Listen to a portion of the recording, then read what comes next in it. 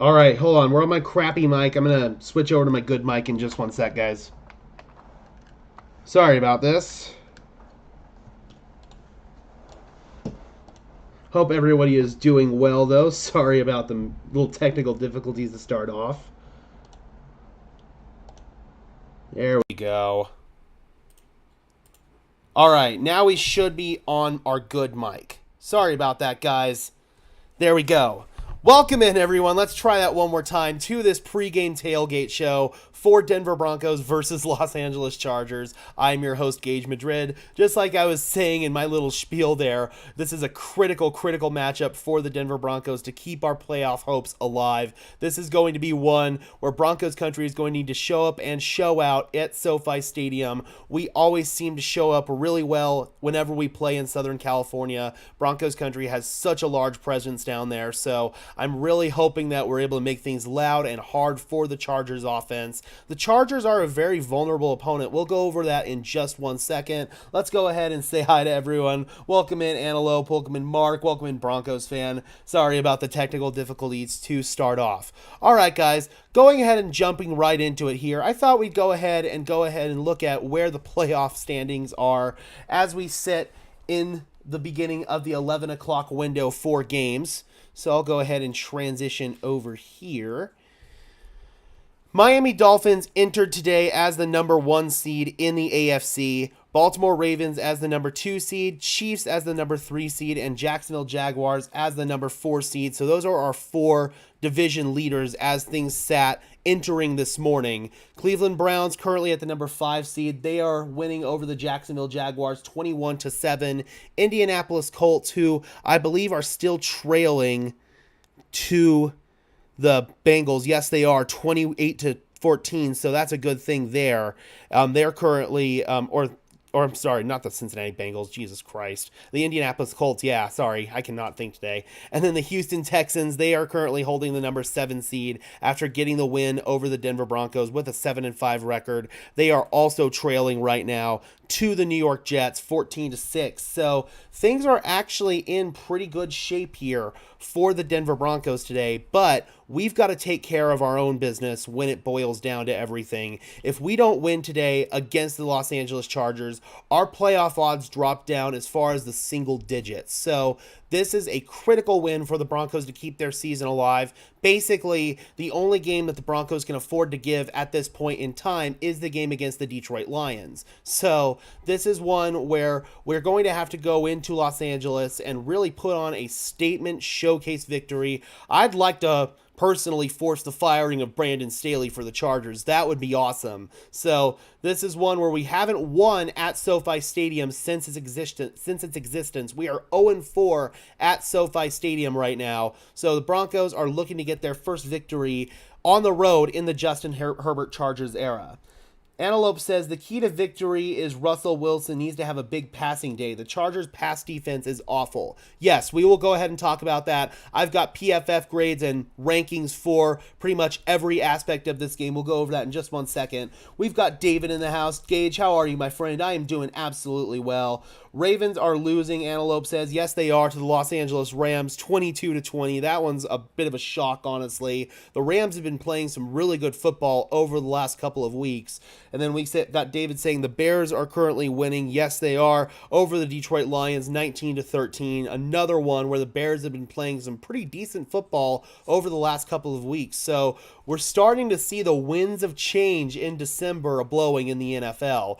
This is where we start to see some of the bad teams really start to figure things out, and we start to see some of the true bottom feeders of the NFL start to get exposed. Conversely, on the playoff side, we get to see who the true contenders are and who the pretenders are. This is going to be a game where we find out, are the Denver Broncos contenders or are the Denver Broncos pretenders? So let's go ahead and jump right into this matchup here with the Chargers. This is going to be a matchup for the Denver Broncos where they're going to have to take advantage of the Chargers' biggest weakness, and that is their running attack, man. The Chargers, both offensively and defensively, have just a terrible run game. Offensively, they're the 31st ranked run game game, 42.1 overall PFF run blocking grade. This is all based on PFF grades. 32nd ranked run blocking team in the NFL. So the Chargers are just not effective at all running the ball. And then their rushing defense, 20th in the NFL. By Chargers standards over the last few years, that's actually better than they have been,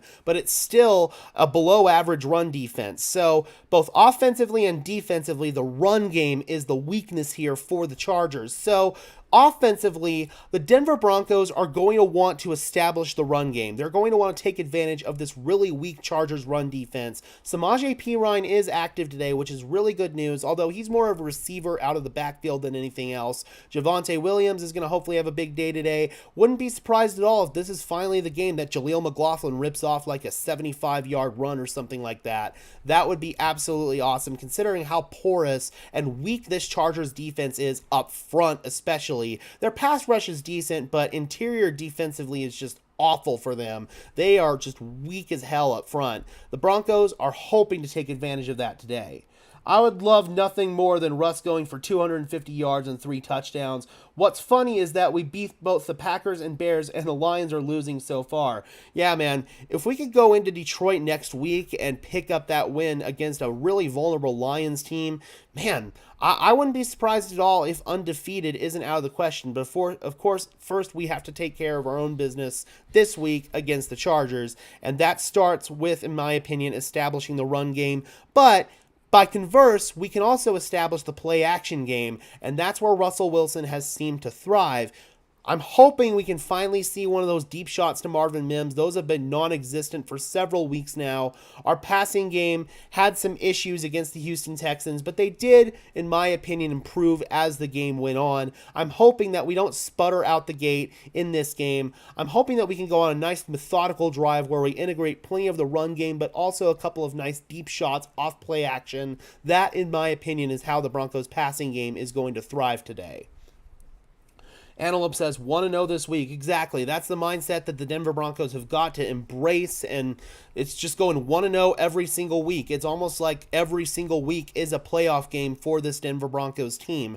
Right now, they're on the outside looking in, and they need to be able to slip back inside and fight to keep that spot. That would have been the case if we were able to pick up that win against the Houston Texans last week. That was not the case, unfortunately. The Broncos find themselves in a little bit of a tough spot, especially now with the Cleveland Browns winning over the Jacksonville Jaguars. So, I don't know, man. The Broncos do have some work cut out for them. We're going to find out just how much intestinal fortitude this team has, if the leadership for this team is truly able to get us over the hump with Sean Payton. I really feel like Sean Payton is going to have his work cut out for him. He's going to be tested as the Broncos head coach for really the second time. Obviously, overcoming that 1-5 start was the first big test for Sean Payton. This is the second test. You just had your first loss in over a month. How are you guys going to bounce back from that? Gabe says, I've been down on Russ all week, but I'm rooting for him. I am too. I am absolutely rooting for him too. But again, this is a game where I feel like with how weak the Chargers are against the run, this is one where I feel like the run game is going to be a big part of the matchup for this game. Now, coming over here and looking at some of the offensive numbers for the Denver Broncos, we've got the 13th ranked rushing offense in the NFL right now, 17th ranked passing offense in the NFL per PFF grades. So the Broncos are currently like a middle of the pack offense. If you average that out, that's basically like the 15th, 16th ranked offense in the NFL. So we're middle of the pack on offense right now. It feels like our identity is establish the run game. That's when our offense has been at its best, and this is our best opportunity to do that. Run blocking, our offensive line has been really fantastic. They're tied for the 5th best run blocking offense in the offensive line in the NFL. Pass blocking, they're tied for 7th. Mostly good sample size throughout the entire year, but last week against the Houston Texans, the offensive line just crumbled like a deck of cards, man. Mike McGlinchey was terrible in that game. Garrett Bowles was terrible in that game. The interior was also underwhelming. I'm hoping that the offensive line can have a bounce-back performance today against a Chargers team that sure has Khalil Mack, but Joey Bosa, their primary alpha edge rusher, is injured. He's not going to play in this game, obviously. That is a big advantage here for the Denver Broncos. Chargers have also been kind of going a little bit of a funk right now in their passing game, especially with drops. Joshua Palmer, who is their second leading receiver on the year with 377 receiving yards. That's not great. He is out with, I believe it's a knee injury. He's on injured reserve. And then obviously Mike Williams is done for the season with a torn ACL. So the Chargers really don't have much outside of Keenan Allen. Gerald Everett's been disappointing. Quentin Johnston, their first-round rookie, has been a borderline bust. And then Donald Parham, their other tight end, underwhelming. Austin Eckler is even having a down year by his standards. As a receiver, just 295 yards. He normally has more than that. And then as a rusher, Austin Eckler's had a really terrible year. So the Chargers have kind of struggled to truly find their identity on offense. I mean, they won in New England last week by only scoring 6 points. This is a very vulnerable opponent for the Denver Broncos. I don't see any reason at all why the Denver Broncos can't go in there and blow this opponent out. They are really, really vulnerable right now, and the Broncos should smell blood in the water and take advantage of that. Plus, there's some personal stuff there with Sean Payton too, because the Chargers opted not to hire Sean Payton in this past coaching cycle, if you believe the rumors that Terry Bradshaw leaked. So Sean might have some real looking for vengeance in this one, and Sean Payton might go out there and just want to hang a bunch of points on this Chargers team. Russ is so short, he can't see over the offensive line, therefore he misses open guys. That is an issue. That is an issue, and it's one that you don't really realize with Russell Wilson until you watch him play in person, especially. I remember the first time that I saw Russell Wilson at training camp, and I was watching him from a behind the line of scrimmage perspective, and he really did almost have to stand on his tiptoes to see over his offensive line. That's something that prior to Russell Wilson getting to Denver, I didn't really want to give a whole lot of credence to, but your quarterback being short and not being able to see over their offensive line really does hinder what they can see over the middle of the field, especially. That is a big, big reason why a lot of people want to move off from Russell Wilson, is because he has a lot of deficiencies, and with his increased age, he hasn't really been able to mask those deficiencies with his mobility and his escapability like he did for all of those years in Seattle. So that's really the biggest argument, in my opinion, for the Denver Broncos moving on from Russell Wilson this offseason. We're going to have to see over these 5 games what Russell Wilson is able to do. We know that the Denver Broncos are able to win games by running the football, and in my opinion, that is the identity that the team wants to establish. But Houston really took that away from them last week. How will the Broncos be able to respond if teams go out there and take away the Broncos' run game? I don't think the Chargers are going to be able to do that, because I just don't think Brandon Staley is that good of a defensive mind. But we're going to be facing some defensive minds, especially if we potentially get into the playoffs, that will be able to take away what we do best, and that is running the football. So the Broncos are going to have Russell Wilson step up at some point or another throughout the course of these 5 games and getting into the playoffs if we get there. If Russ can't do that, that's the biggest argument, in my opinion, to move on from him. Especially if there's any push, he gets swallowed up and has to bail out early. And sometimes he just gets spooked and he bails from clean pockets. I mean, I've never seen Russell Wilson have that many self-induced sacks, even by his standards, man. Russell Wilson's always been a guy that sacked himself, but now it's just like more than ever. I think I saw a stat that 70% of sacks given up by the Broncos this year were on the quarterback, not the offensive line. I want to go back and verify that. I believe that's a PFF stat. But that's worth its own video if that's the case, because Russell Wilson is literally getting himself into trouble there and making his offensive line look worse than they actually are. That's why, in my opinion, the Broncos' offensive line still has really high PFF grades, even though they do have a relatively high number of sacks, because a lot of those sacks are on Russell Wilson. even if we go 11-6, the right teams still have to be eliminated from the playoffs for us to be in the playoffs. I really don't see us getting in the playoffs. I want us to. I still think it is very much possible. We'll go through the simulators once all the AFC games are done. We'll do all that in the post game, especially because if the Broncos win and a couple of other games go our way, then we will be at a 50% chance to make the playoffs after this week. Then going into next week, if we beat Detroit, that'll get us up to, I believe, 75%. The Broncos actually are in a pretty decent spot right now. That loss to Houston certainly didn't help, but the Broncos still are in a position to make the playoffs this year. They very much control their own destiny. So that's how things currently sit right now. The loss by the Pittsburgh Steelers last night to the New England Patriots significantly helped our chances.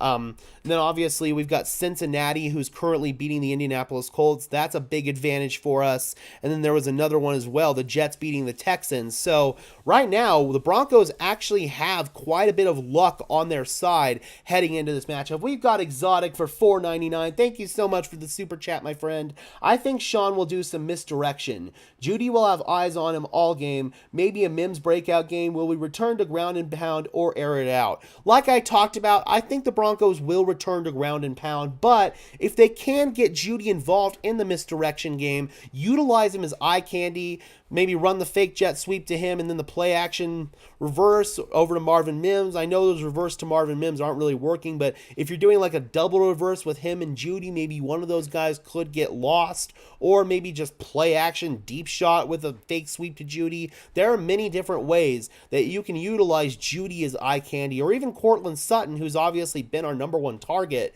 as eye candy, and that could get things loose for Marvin Mims to have a big deep reception. That's what I'm hoping for, because the Broncos, although it may be a ground and pound game, still have to be able to strike quickly, and the key to that is those deep play action shots to your burner in Marvin Mims.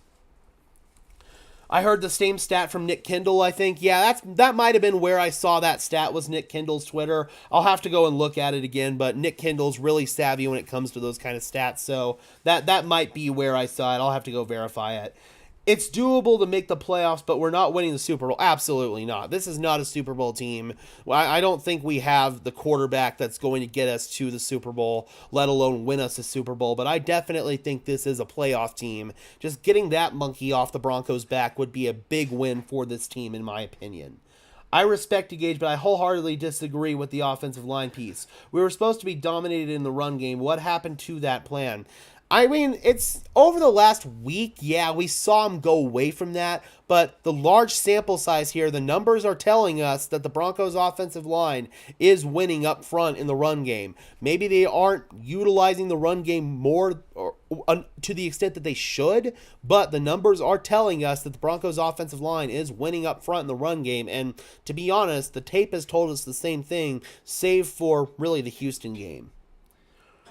Russ hasn't looked all that good the second half. We can go 11-6, we'll be in. Can't expect others to win out. The Texans play the Colts last game. I mean, yeah, that's going to be a big matchup, I feel like, just for the AFC South title in general, because Jacksonville is kind of sputtering right now. There could be a chance that Indianapolis and Houston are the two teams that are competing for that AFC South title.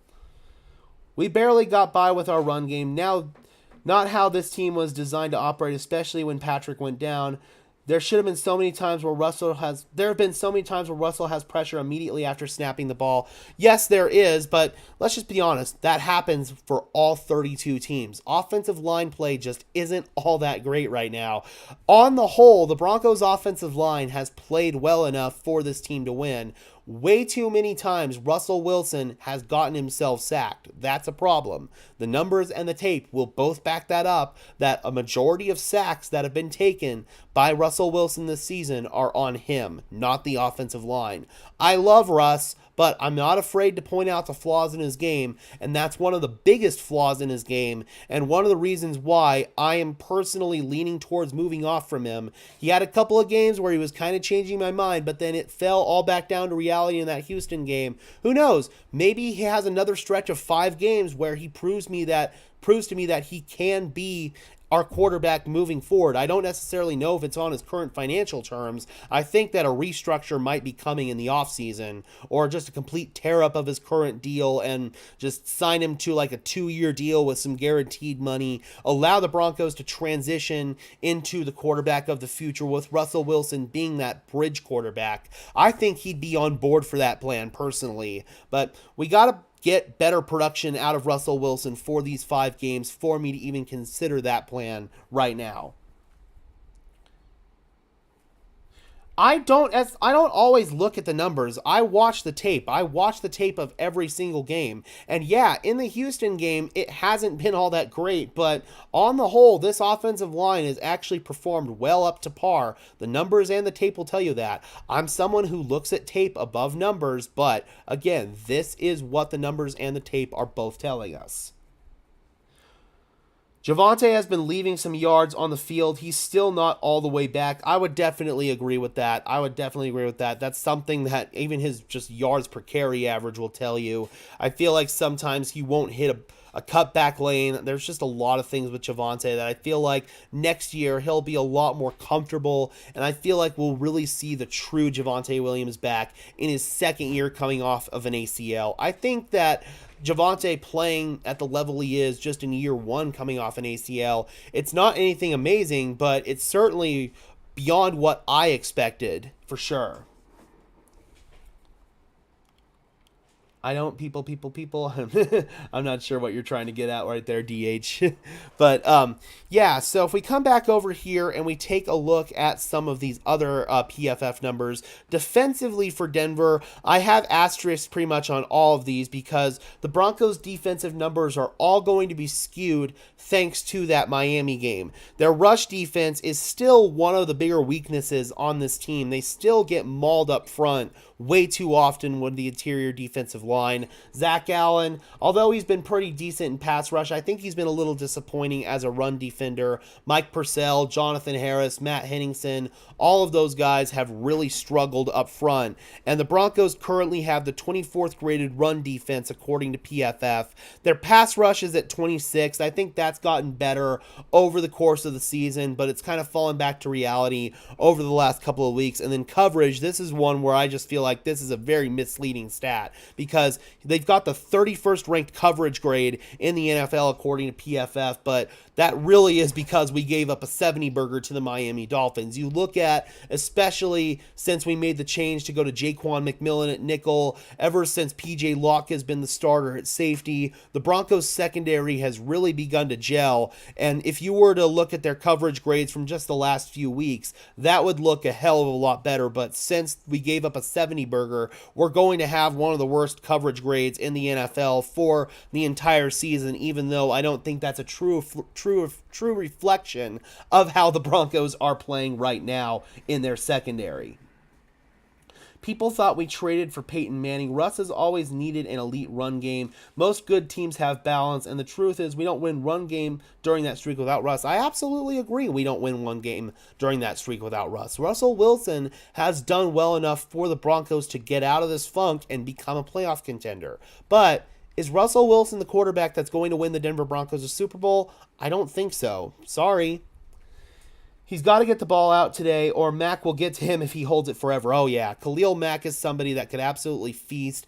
I still have nightmares from when he was with the Raiders, sacking Brock Osweiler 5 times, making Michael Schofield look like an absolute turnstile in the Super Bowl year. Khalil Mack, somebody that always has given the Broncos fits. Now that he's back in the AFC West, it's only that much more predicated. And then with Joey Bosa not being on the field, the Broncos need to give whoever is guarding Khalil Mack, be it Garrett Bowles or Mike McGlinchey, they need to give him some help, man. They need to put Adam Troutman over there. They need to put Chris Manhertz over there and basically chip Khalil Mack for most of the game. Otherwise, he's going to eat our lunch up front.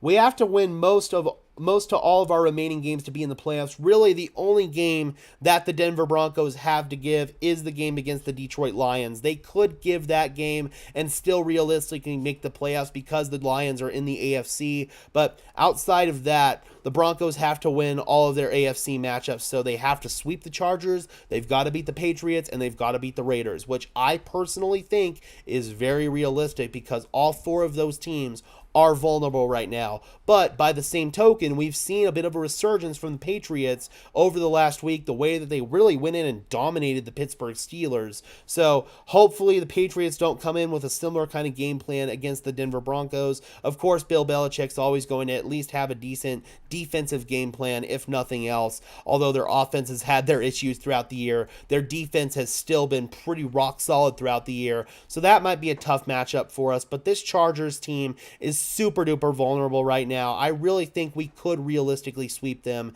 And then the Raiders team, that's going to be a bit of a wild card given how they've played over the last couple of weeks since they made the switch from Josh McDaniels to Antonio Pierce and then from Jimmy Garoppolo at quarterback to Aiden O'Connell. I feel like they've kind of found an identity. They've given Josh Jacobs a lot more freedom to run the ball. Josh Jacobs has really been the identity for the Las Vegas Raiders on offense. So I don't know. That one might be a little bit more frisky, but I realistically feel like the Denver Broncos could beat the Chargers twice, and they could definitely beat the New England Patriots because of how poor their offense has been. So, yeah, man, the Broncos truly control their own destiny right now, and the only game that they really have to give and can afford to lose is the Detroit Lions game. If the Broncos lose today, then they are, in effect, eliminated from playoff contention. And the Broncos have definitely showcased what their identity is moving forward. They want to be a run-first team. They want to be a team that at least tries to play sound defense. They've got to address the run defense in the offseason.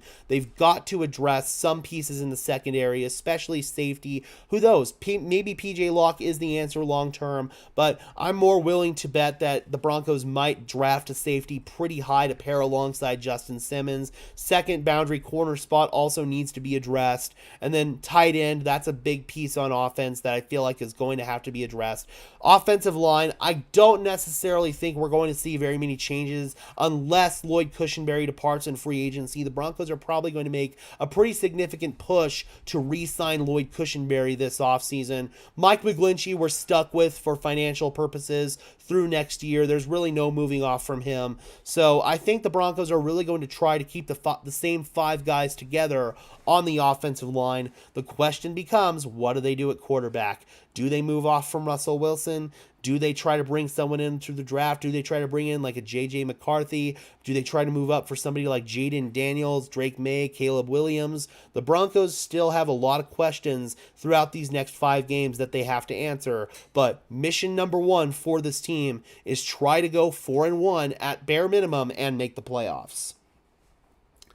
DH says Alex Singleton needs to be... No, we're not technically eliminated, but the Broncos playoff odds would drop really, really low, like down almost to the single digits if we lose this game. For all intents and purposes, we would basically be eliminated. Not mathematically, but we would basically be out of the hunt at that point.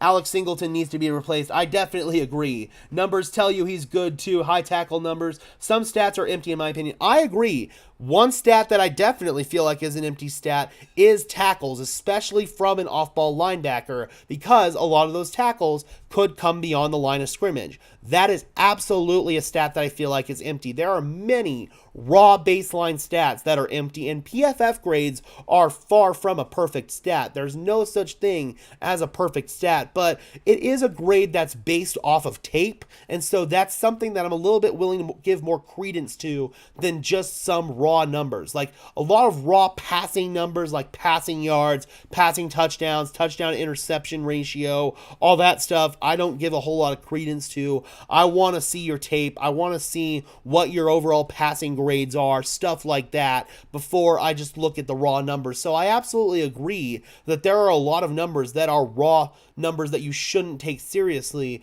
but I also feel like there are PFF grades that are based on tape that aren't perfect, they aren't an exact science, but they do have a lot more credence than just raw numbers such as tackling, if that makes any sense. Pats will take away the run game, most likely going to need Russell to play well in that one. Yep, that's what Bill Belichick does, man. He takes away what you do best. So that's one of those games, like I talked about. If there is a game out there where Russell Wilson is going to have to step up and win with his arm and with his legs, that is going to be it, absolutely. All right, Broncos country, we're going to go ahead and wrap up. We're at about the 30-minute mark here. Score predictions. Let me know your thoughts for score predictions in this game. I am picking the Denver Broncos to win this game. I do believe the Broncos are going to be able to get this one done. I think this could be a big game for Javonte Williams. It could be a big game for Russell Wilson. Hopefully, it's a big game for Marvin Mims. He has a big play. Jaleel McLaughlin might have a big explosive play. Samaje Perine being out there for us is going to be huge. He's really that safety blanket for Russell Wilson, that dump-off valve, that safety valve. So I think the Broncos are going to be able to go into Los Angeles today, our second home, and take care of business. I've got the Denver Broncos winning 35-24. Let me know your thoughts for score predictions in the comment section below, guys. We've got Antelope going 34-24 Broncos, so very similar to what I'm thinking. DH 30-17 Broncos, so I think we're pretty much all on the same page here, guys. I think the Broncos are going to be able to take care of business today, and if they do, that would prime us in pretty good position here to control our own destiny in the final games in order to make the playoffs. All right, guys, I'm going to go ahead here and bring over the link for the game stream. We will be live in approximately 30 minutes, guys. Just give me 1 second here.